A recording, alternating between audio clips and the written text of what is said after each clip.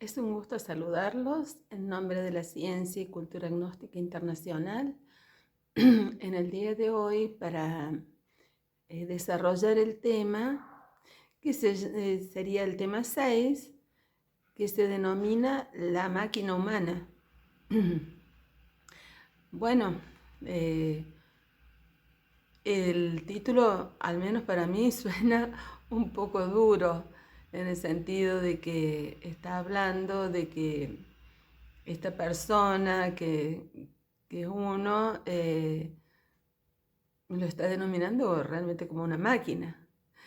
Pero bueno, así es el título, y he tratado de reflexionar por qué los maestros en la gnosis le llaman máquina humana, más allá de que uno, claro, uno tiene su mecanicidad, pero claro, después me di cuenta de lo que sucede es que la energía de este cuerpo físico, si bien es celular, orgánica, pero realmente la energía de este cuerpo físico es energía mecánica.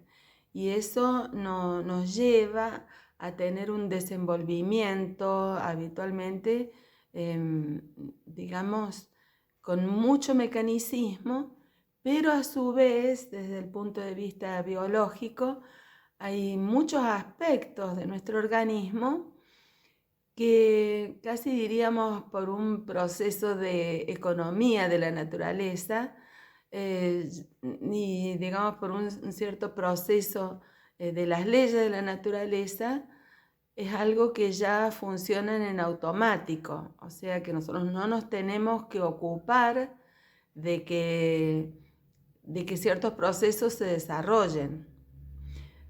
Por supuesto, según nuestros estados de conciencia, si bien ese automatismo que tiene el cuerpo, vuelvo a decir, según nuestros estados de conciencia, podemos colaborar aliviando para que esos procesos automáticos, digamos, no sean tan costosos para este organismo. Por ejemplo, según el estado de conciencia que tengamos, si nosotros nos estamos permanentemente identificando con todos los eventos que suceden, le generamos un estrés al cuerpo que hace que, por ejemplo, el sistema de la digestión y bueno, se dificulte, se haga bastante más sacrificado para el cuerpo procesar y extraerle los nutrientes. Pero bueno, se los digo porque a mí me fue duro el título y por eso traté de dedicarle un tiempo de reflexión. Por otro lado, tenemos que decir que esta máquina humana, esta máquina biológica, nos explica la gnosis que funciona, digamos así, con una serie de centrales de procesamiento, a los cuales se les llaman centros de la máquina humana. Estas centrales de procesamiento tienen dos categorías. Hay unos centros que se llaman centros inferiores, porque, bueno, intervienen en procesos que son, digamos así, un poco elementales y básicos que nos sirven para la vida común, ordinaria, cotidiana, un desenvolvimiento cotidiano. Y hay otros centros de la máquina humana que son más refinados, y que esos dos centros solamente están a disposición, los utiliza nuestro ser. O sea, voy a aclarar mejor esto. Esos centros inferiores, tanto como los superiores, todos son parte de este organismo físico humano que pertenecen a este cuerpo, si bien tiene su mecánica, pero este cuerpo físico es un cuerpo sagrado, es el cuerpo físico de nuestro ser.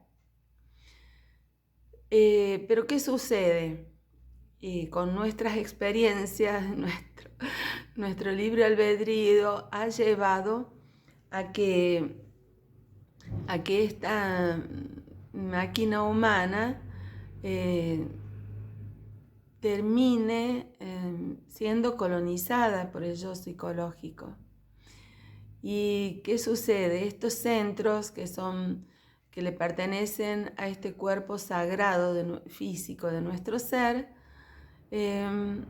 está siendo dañado, está siendo sacrificado en alguna medida por causa de que permanentemente, al caer en los procesos de identificación, fascinación y sueño, entran en este organismo sagrado las entidades psíquicas, o sea, los yoes psicológicos.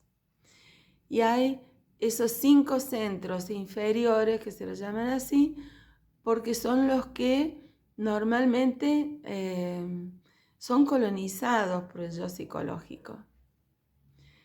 Y bueno, con las consecuencias lamentables de lo que eso significa. Pasamos entonces a describir estos 7 centros. Hay 5 inferiores y 2 superiores. Vuelvo a decir, se llaman los 2 superiores por causa de que, digamos, por los desideratos del ser, estos 2 centros el ser los ha reservado para su uso. O sea, no pueden ser vulnerados por el yo psicológico. Los ha bloqueado, los ha puesto a salvo para tener algunos puntos de apoyo a partir de los cuales él poder hacer llegar hasta la persona humana su guiatura, sus impulsos, sus estímulos, que ha buscado conservar esa conexión aquí con la parte humana, más allá de que nosotros, bueno, hemos hecho nuestras experiencias y nuestras creaciones. Entonces paso a describir que tenemos un centro intelectual inferior y un centro intelectual superior. Ambos se desarrollan en la caja craneana. Tienen su punto de acción en la caja craneana. Entonces, como muestro en el gráfico, estos centros, ¿por qué tienen una ubicación en la máquina humana? Porque ellos trabajan con cada uno de los centros con un tipo de energía muy diferente. Son naturalezas muy distintas. Entonces, tanto el intelectual inferior como el intelectual superior utilizan para su funcionamiento, podríamos decir así, combustibles distintos. Entonces, continuando con la descripción de los centros, contamos también con un centro motor inferior, que está radicado aquí en la zona de la nuca. Es allí el epicentro de ese centro motor. Contamos también con un centro emocional inferior que está en la zona del ombligo y que por eso cuando nosotros tenemos así una emoción, por ejemplo sentimental, nos hace chic en la zona del estómago, ¿cierto? Porque claro, es el epicentro de la actividad del centro emocional inferior. Pero contamos también con un centro emocional superior que radica y tiene epicentro en la zona del cardias. Vuelvo a decir, los dos centros superiores, el intelectual superior y el emocional superior, están reservados para nuestro ser. Y bueno, es una gracia, ¿no? Después contamos, para finalizar, con dos centros inferiores, que son el instintivo, que radica en la zona por debajo de la cintura, en la zona de la columna, en la zona sacra, que, claro, digamos, al ser un centro instintivo, tiene mucha importancia en nuestra vida, porque si bien es inferior, pero ustedes imagínense todas esas actividades tan profundas en nosotros, como es el instinto maternal, el instinto paternal, el instinto de conservación, gravitan en torno a ese centro instintivo. Entonces, cuando estamos hablando de centros inferiores, no nos estamos refiriendo precisamente a algo menos importante, sino que nos estamos refiriendo justamente a algo que ha quedado en las condiciones de centro inferior porque están siendo vulnerados por el yo psicológico. Y entonces nos falta describir el último centro, que es el centro sexual, que está en la zona de los órganos creadores, o sea, gravita en torno al útero en la dama y en torno a la próstata para el varón.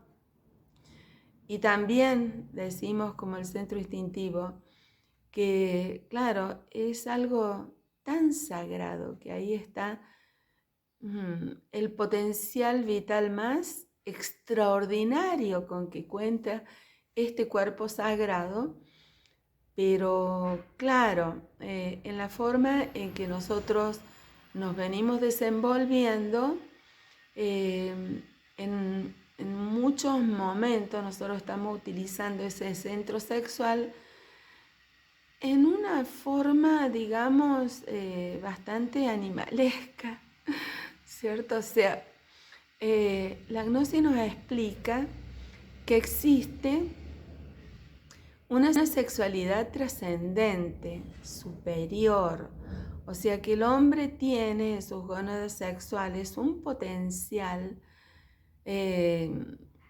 creador, superior, que está latente ahí la posibilidad de nosotros desplegar unas capacidades transformativas que están reservadas para nosotros poder autocrearnos, poder potenciar muchas capacidades que están latentes y que como un requisito para poder desplegar ese potencial formidable que está allí latente, nosotros podemos decidir con nuestro libre albedrío o tener una sexualidad muy emparentada con la que tiene el reino animal,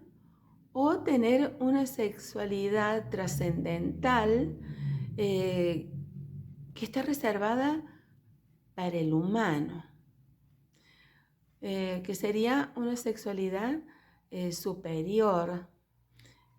Vuelvo a decir, es superior, pero es la genuina sexualidad humana, que en general no la conocemos. Y entonces es un mundo mágico, maravilloso, de una de una cantidad de experiencias amorosas tan superlativas que es un mundo tan maravilloso y lo desconocemos. Bueno, entonces de eso vamos a seguir avanzando en las otras etapas del curso. Pero entonces quiero volver a repasar los 5 centros inferiores: el intelectual inferior, el motor inferior, el emocional inferior, que está en relación a la zona del ombligo, del estómago, el instintivo, que está abajo de la cintura, en la zona de la columna vertebral, y el centro sexual, que está en torno a los órganos creadores. Esos son los 5 centros inferiores. Y los 2 superiores, que son el intelectual superior y el emocional superior, en torno a la zona del cardias. Este emocional inferior que recién mencioné, que se emociona, por ejemplo, eso estoy segura que uno lo ha sentido muy, pero muy fuerte en la adolescencia, donde ha comenzado a emerger la libido sexual y ya se siente como ese enamoramiento primero que uno tiene, que le gusta a un chico y uno siente que se le cierra el estómago cuando lo ve. Bueno, hago referencia a ese ejemplo porque uno lo sigue usando, el emocional inferior, pero es como que se desayuna con ese tipo de experiencias cuando comienza a expresarse la libido sexual. Y entonces, como es una experiencia nueva, generalmente uno la registra. Pero cualquier situación que uno experimenta de tipo emocional, en general las estamos viviendo con ese emocional inferior, que así como nosotros venimos viviendo es altamente reaccionario. Y de ahí que uno, tiene que prestar atención, porque cada uno de nosotros es como que gravitamos más, somos personas con más tendencia a gravitar en la parte emocional o gravitar en la parte instintiva, donde,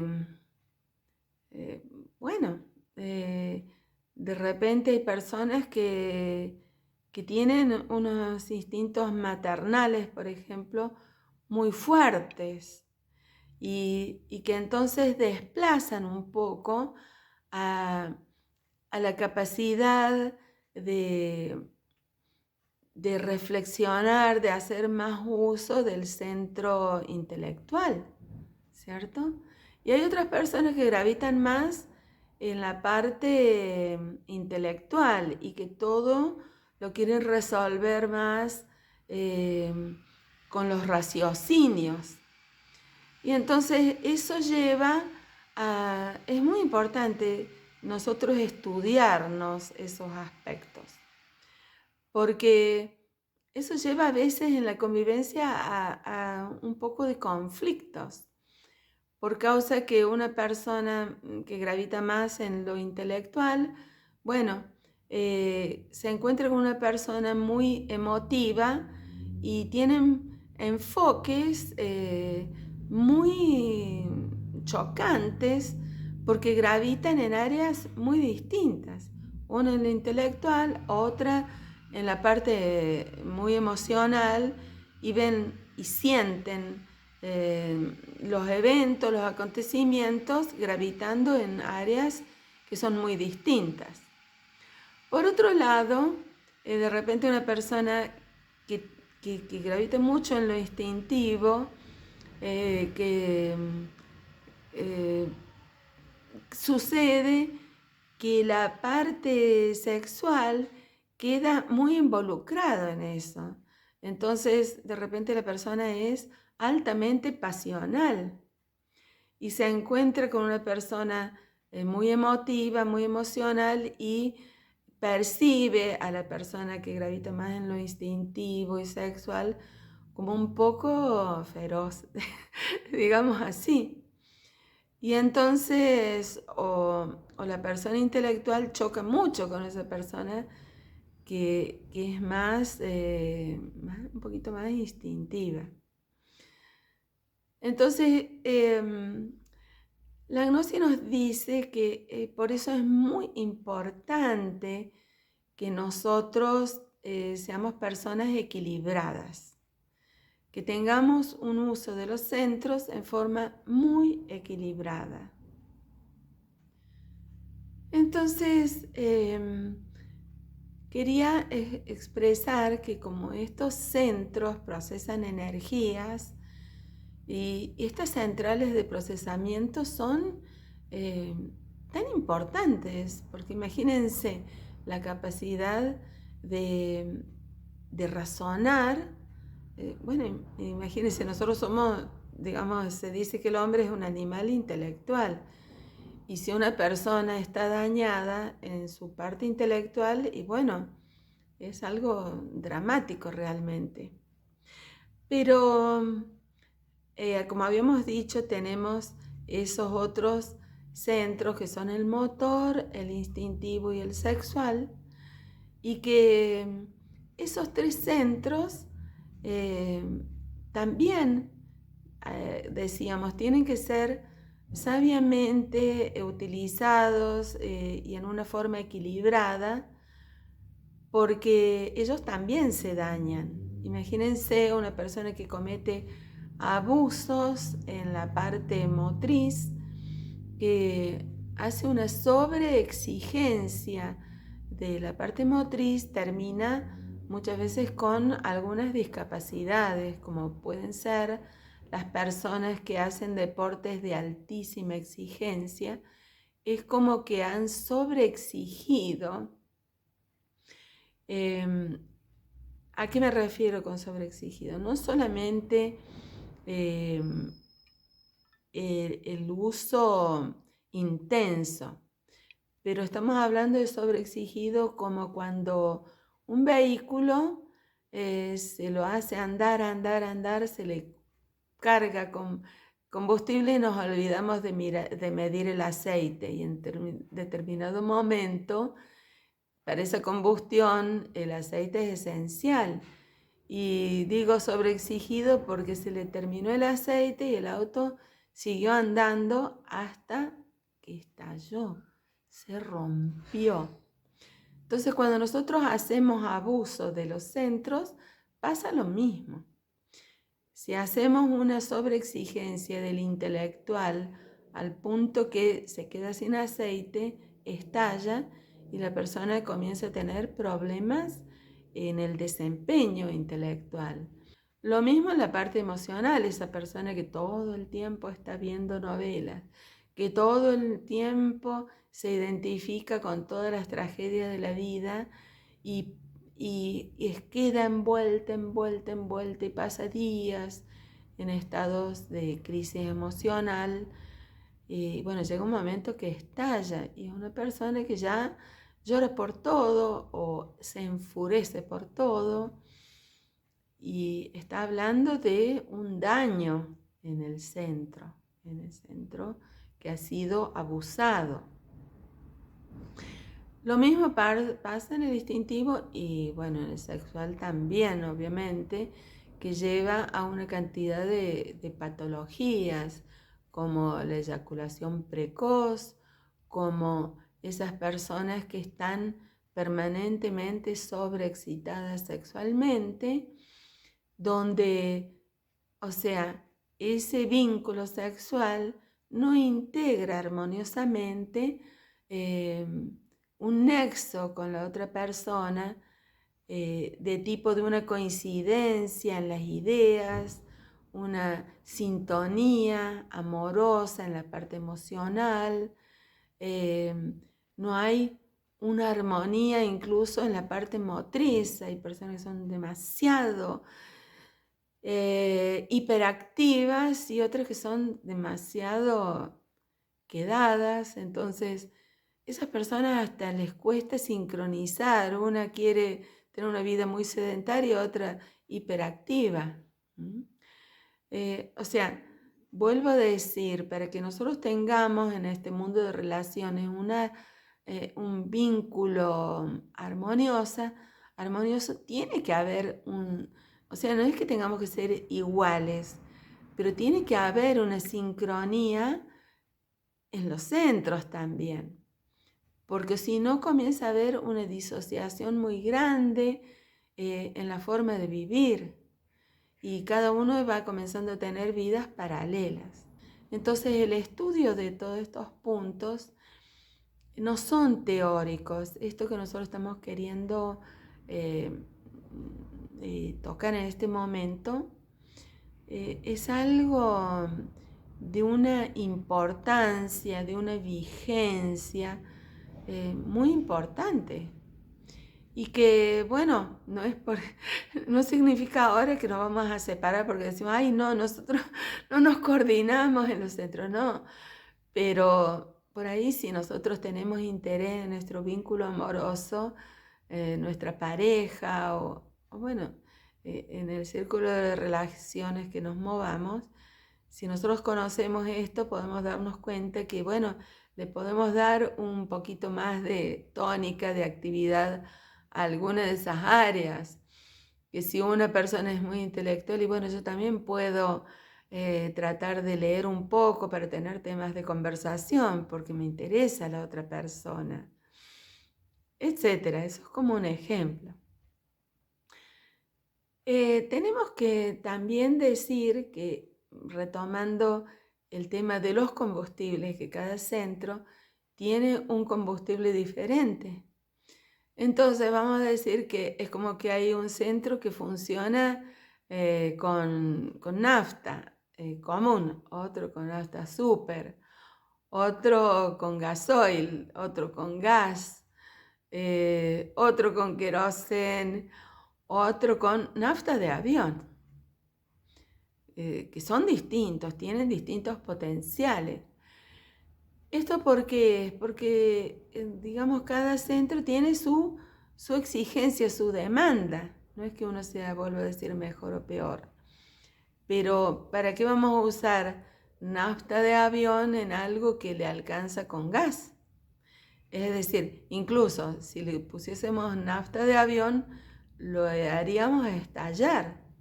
Y al avión, si le ponemos gas o gasoil, y primero que le arruinamos todas las turbinas y después que no va a funcionar. Entonces, nuestro organismo es terriblemente inteligente. Tiene una sabiduría legada por la naturaleza, y que nosotros, es importante que nosotros tengamos gnosis, conocimiento, para no destruir esta máquina, que si bien es una máquina sagrada, es tan importante, es el vehículo de nuestro Padre, y que Él tiene y lo ha puesto aquí sobre la tierra con un objetivo superlativo. Entre los objetivos para los cuales fuimos creados es para ser felices. Y a veces nuestra ignorancia, o sea, nuestra falta de gnosis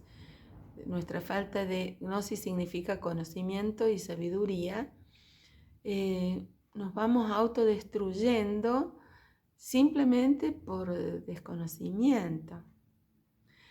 Entonces, es interesante que nosotros percibamos, o sea, nos enteremos que a pesar de que consideramos que el centro intelectual es algo wow, uno se maravilla, dice wow, el centro intelectual que es tan rápido y tal vez nos demos con la sorpresa que la gnosis nos dice que es el centro más lento de todos. O sea, ¿a qué nos referimos? Si tomamos como un módulo que un módulo de proceso, digamos. El módulo de proceso del intelecto que le pongamos valor 1. Si nosotros vamos manejando el auto, digamos, cuando comenzamos a manejar lo queremos hacer desde un punto de vista intelectual. Entonces yo me pongo a pensar si tengo que poner primera, si tengo que frenar, tengo que acelerar, tengo que apretar el embrague para poner los cambios y bueno, es un proceso durísimo, durísimo.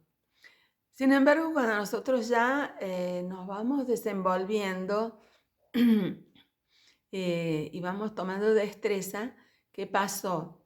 Lo vamos haciendo porque ya el que aprendió a manejar es el centro motor, y es más, el centro motor instintivo es el que se hace cargo de la conducción. Tanto es así que cuando ya sabemos manejar, vamos a suponer que se nos presenta una encrucijada, una situación difícil, y se nos atraviesa otro vehículo de imprevisto, y nosotros, ¿qué hicimos?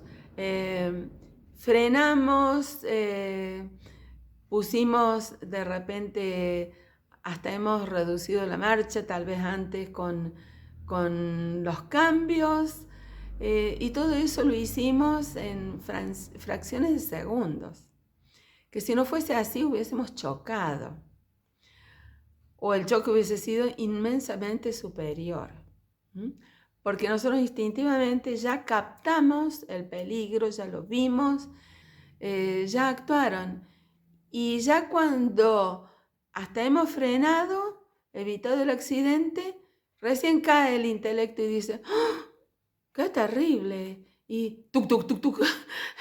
No, al caernos la ficha del peligro en el que estuvimos, recién ahí decimos, ¡qué peligro! Y ahí es como que se desatan un montón de procesos. Porque si bien el emocional es más rápido que el instintivo, pero el instintivo se hizo cargo de la situación. Hemos gravitado en ese motor instintivo haciéndonos cargo de la situación. Y recién cuando el intelecto se dio cuenta de que estuvimos en peligro, entonces al darnos cuenta, saltó, reaccionó el emocional. Quiero decir de que hay muchos procesos que si bien son rápidos, pero no se desatan, digamos así, no intervienen por causa que intelectualmente nosotros no lo percibimos. No lo percibimos. Entonces, ustedes ven que hay cantidad de cosas que tal vez desatan nuestras emociones muy condicionados por cómo los leemos, la lectura que hacemos de las cosas. Entonces, si alguien nos dice algo y nosotros tenemos una lectura condicionada por la personalidad de que eso es una ofensa, el emocional actúa y sobreactúa la situación simplemente porque nosotros a esas palabras, a esos hechos, los calificamos como algo que es una ofensa o algo que es un elogio. Y tal vez nos están diciendo tontita. Y bueno, como nosotros lo consideramos que eso no es una ofensa, y bueno, no nos enoja. Pero tal vez otra persona nos dice alguna cosa que no es ofensiva, pero nosotros lo leemos que es un tono un poco duro y ya nos enojamos. Entonces, vuelvo a decir, este tema de los centros es algo que necesita ser muy observado por nosotros, porque ellos van interactuando, interviniendo muchísimo en nuestra vida. Y vuelvo a decir, el emocional cuando interviene y nosotros gravitamos en el emocional, muchas veces sucede que uno tiene una situación con una persona y uno se programa, dice, sí, porque cuando suceda esto, yo no le voy a responder porque siempre viene y quiere hacerme enojar, pero no le voy a dar con el gusto. Y resulta que aparece la persona y nos dice, y saltamos y nos enojamos y caemos en la misma situación de siempre. Y la persona se siente frustrada, dice, otra vez me hizo pisar el palito y se salió con la suya porque le gusta hacerme enojar. Y las órdenes que le da nuestro intelecto, y bueno, llegaron tarde al encuentro, porque ya apenas vemos a la persona, ya normalmente ya estamos reaccionando. Ya se dispara el gatillo de la personalidad y ya donde saltó la reacción es en la emoción. Lo mismo pasa en la parte instintiva o sexual. Ya nosotros de repente somos personas que por una falta de conocimiento ya venimos con desequilibrios en esos aspectos. Y digamos, por ejemplo, una madre que es muy posesiva con sus hijos y entonces cualquier nenito que dice a sus hijos ya se enoja muchísimo, ya instintivamente siente que está en peligro y se enfurece o se pelea con los chicos, con las otras madres, y tiene que hablar cuando sea la suegra, ¿verdad? Entonces, bueno, vuelvo a decir y quiero rescatar la importancia que tiene el estudio y aplicar en el observador observado el estudio de cómo funcionamos, cómo se procesan las reacciones en nuestros centros. Porque tengo que hacer una aclaración. Hasta este momento siempre hemos estado hablando de que nosotros tenemos que observar el cuerpo físico. Porque nosotros creemos que cuando uno descubre un pensamiento, que ese pensamiento se está procesando allá en el mundo de la mente, y que ese mundo es algo bastante sutil. Y no, en realidad, cuando nosotros observamos un proceso o una mecanicidad, esos pensamientos que se disparan así, sin que nosotros digamos, voy a reflexionar sobre esto. No es allá en el mundo de la mente, nosotros lo percibimos acá en un proceso que está desarrollándose en torno a nuestro cerebro y que es un proceso que está sucediendo en la parte física, porque nuestros centros, tenemos que sí aclarar, son psicofisiológicos. Y la psiquis es un mundo sutil, pero todo lo que sucede, una reacción que se desató acá en el centro intelectual, va a tener una repercusión en esos mundos internos. En ese mundo de la mente va a sufrir las consecuencias de la reacción y de unos procesos descontrolados o sea, la reacción de la personalidad, pero después los procesos descontrolados que el yo que está en la psiquis ha entrado aquí en este organismo físico y allá en la psiquis va a retroalimentarse ese yo cada vez que entra, o sea, ese yo que está en la psiquis come, succiona las energías de este cuerpo físico y él se engorda allá en la psiquis con ese combustible de ese centro.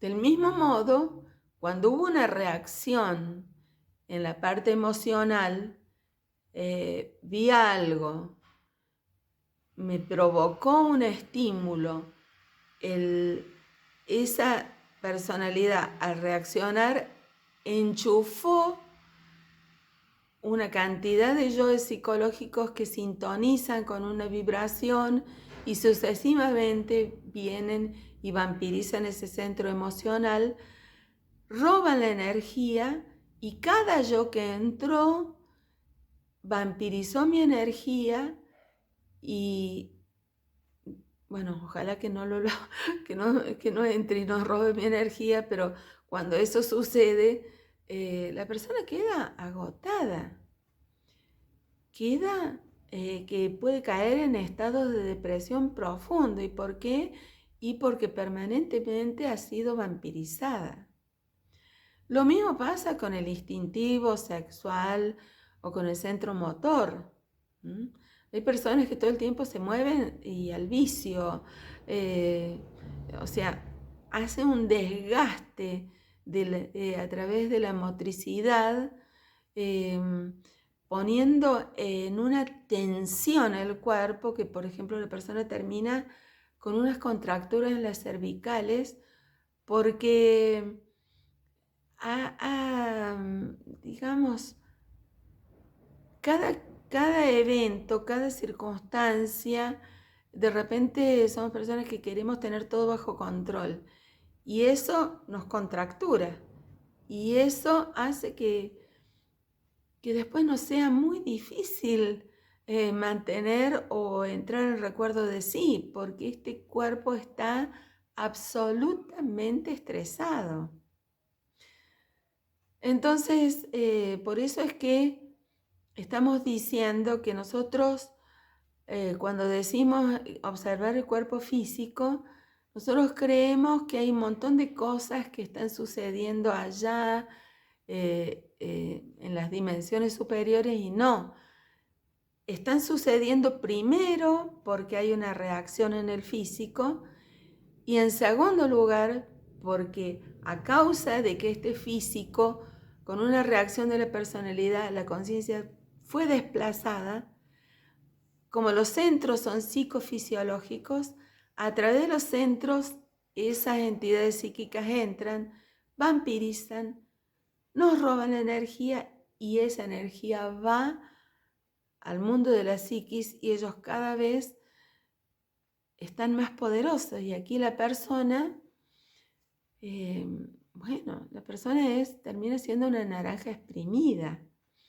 Y puede ser en el centro sexual que una persona llegue hasta la impotencia, en la parte instintiva una persona que cada vez va más a los golpes y cada vez más brusca en todo, o en el centro motor, vuelvo a decir, está siempre con esas tensiones, o en el centro intelectual llega hasta el surmenage o hasta estados de un estrés que le da patologías en la parte digestiva o distintos desórdenes, digamos, por abuso intelectual, desórdenes sexuales, desórdenes metabólicos, digamos, caídas de cabello, es decir, muchos acné, muchas alergias, problemas en la piel. Hay una cantidad de patologías por el sobreabuso del centro intelectual. Y ni que hablar, bueno, de la parte emocional ya sabemos, ¿cierto? Que es algo, eso creo que nos damos cuenta que estalla por todos lados, ¿cierto? ¿Por qué? Porque el centro emocional inferior y superior tienen un cerebro. El centro intelectual inferior y superior tienen otro cerebro. Y el centro motor, instintivo, sexual también tienen otro cerebro.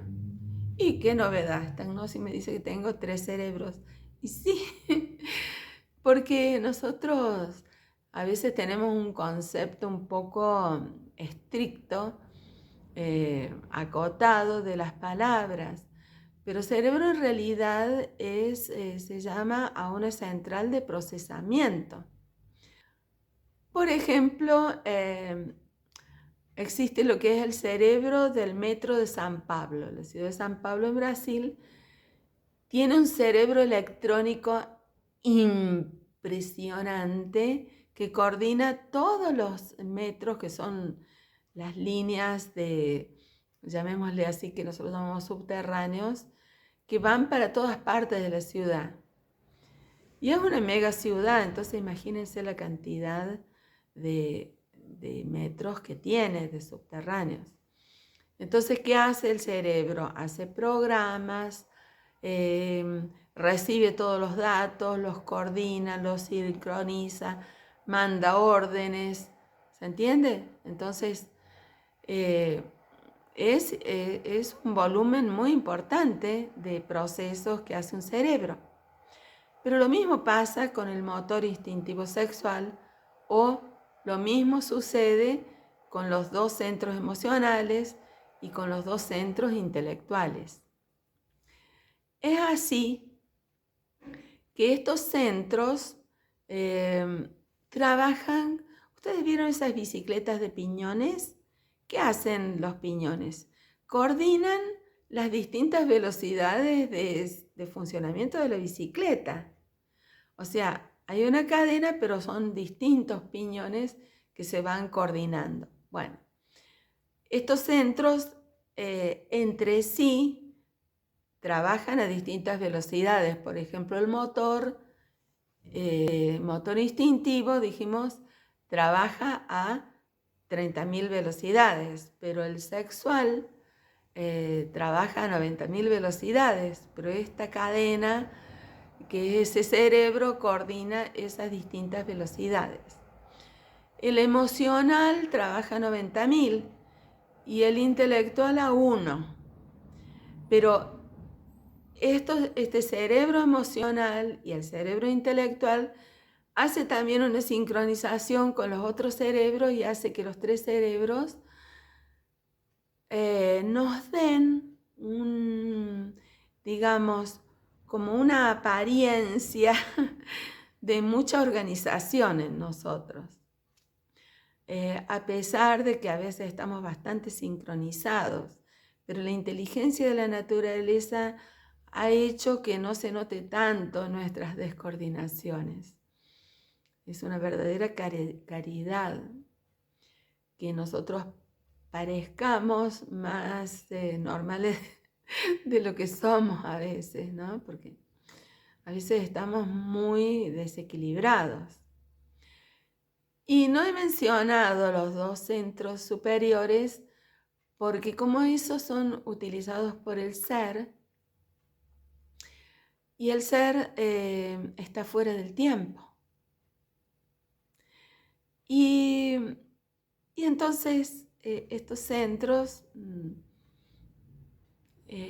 pueden asistirnos con el centro emocional superior, con una intuición que en un flash la conciencia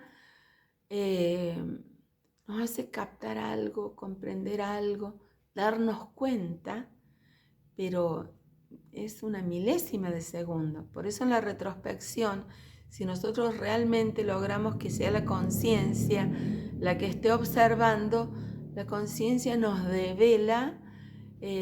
A veces nosotros estamos observando un episodio, pero la conciencia sincroniza 50 veces donde ese mismo error ha estado sucediendo en nosotros, y en un segundo nos devela todas las experiencias que hemos tenido en esta vida con relación a ese mismo error que cometemos, a cómo nos estamos identificando y cómo siempre el yo nos ha vampirizado una y otra vez de la misma manera. Entonces vuelvo a exhortarlos que hagamos con la luz de la conciencia la retrospección. Por último, el centro intelectual superior, que obviamente también lo utiliza el ser y está fuera del tiempo, el que hace esa corazonada la convierte en una idea clara de las cosas que estamos percibiendo. Hace que sea aprehensible por nosotros, desmenuzando eso que hemos captado en un flash, que sea posible capturarlo también por la parte intelectual. Y eso que hemos capturado con la conciencia en un flash, que nosotros después lo podamos anotar en una libretita y podamos aprender de cómo es la secuencia, de cómo funciona esa mecanicidad del yo que siempre me hace tropezar con la misma piedra. O sea, yo pueda captarlo intelectualmente. Tengo que decir también que cada uno de estos centros, además de tener equilibradamente un aspecto mecánico, un aspecto emocional y un aspecto intelectual, a su vez estos centros tienen una forma de procesarse, de funcionar en estos tres aspectos. Pongo el ejemplo del intelecto. Por ejemplo, asisto a una conferencia o me voy a un aula o cualquier cosa que quiero estudiar. Digamos que he ido como este curso, me anoté en el curso. Entonces me llega la información. Y esa información primero es incorporada por la parte mecánica del centro intelectual y que si la dejo ahí simplemente se graba como memoria. Al grabarse como memoria queda simplemente como datos. Pero si yo le pongo interés, ese interés le hace con que intervenga la parte emocional del centro intelectual. Quedo en una actitud más activa frente a la información que me está llegando. Y eso hace posible de que esa información vaya hasta lo más profundo del centro, o sea, transite de la parte mecánica a la parte emocional con mi interés, y eso lo lleve a la parte más profunda, que es la parte intelectual del centro intelectual. Y que pueda hacer una reflexión profunda, propia, inclusive con la luz de la conciencia, y que con la inspiración del ser, para que esa información tenga luz propia. Porque, ¿qué sucede? La parte mecánica de los centros, o sea, ¿qué estoy diciendo? Que esos centros de la máquina humana, si bien los dos superiores son los únicos que el ser tiene reservado para sí, pero toda esta persona es del ser, sus centros son del ser. Y él, si nosotros estamos en un estado de lucidez, él sí puede penetrar en los centros inferiores porque están libres de la contaminación del yo y hacer que todo en nuestro,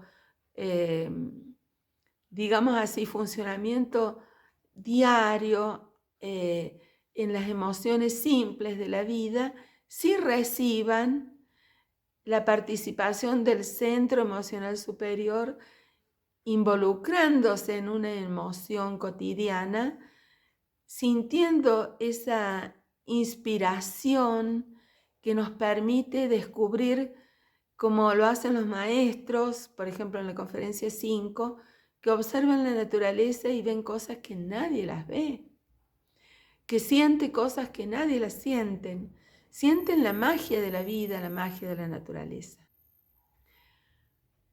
Vuelvo entonces a esto que estamos hablando del centro intelectual. Yo recibo esa información con la parte mecánica. Si le pongo interés, la siento, y si la siento y le pongo profundidad, llega a la parte intelectual del centro intelectual, que es lo que me permite en el observador observado sostener la atención consciente en algo aunque no me guste. Hace que no me desconcentre. Porque la parte mecánica involucra atención consciente cero. Cualquier persona memoriza. Pero ya si le pongo interés, ya hay algo activo y entonces ya involucra la emoción. Y a eso se llama atención plena. Es lo que pasa en las películas. Vemos una película y llena de afectos, todo que hace moviliza nuestra atención y nos captura totalmente, al punto que la película tal vez se nos hace corta. Y que cuando salimos del cine dice, ¿qué pasó? Y cuento 5, 10 episodios y terminó la película, porque lo demás fue mucha emoción. Entonces, la parte mecánica es atención cero, la parte emocional, atención plena. Y la parte intelectual del centro intelectual se llama atención dirigida por nuestra conciencia y nuestra voluntad. O sea, cuando algo lo llevo allí, ya se libera del tiempo. Y entonces puedo tener atención consciente, puedo mantener el observador observado, el recuerdo de sí, la clave de sol, y en la meditación ir a una profunda concentración. Entonces, desarrollar un uso equilibrado de los centros evita que malgastemos ese potencial de vida que está allí depositado. Allí es donde está la caja fuerte de nuestra vida. Si abusamos de los centros, nuestra vida se rompe, porque se rompen los centros, llegamos a múltiples enfermedades y hasta discapacidades. Si yo ahorro la energía y equilibro los centros, tengo una vida plena y saludable. Pero además, yo con las didácticas de la gnosis hace que cada centro vaya siendo utilizado en todo su potencial y hace que tenga un gobierno que sea gobernada toda la máquina humana por el ser, que vaya siendo la inteligencia del ser la que me va instruyendo, que pueda ser la conciencia la que me va a estar haciendo sentir todo lo que sucede en mi mundo interior y develando qué es lo real de ese mundo exterior en el que vivo y que muchas veces ni siquiera lo he visto tal cual es.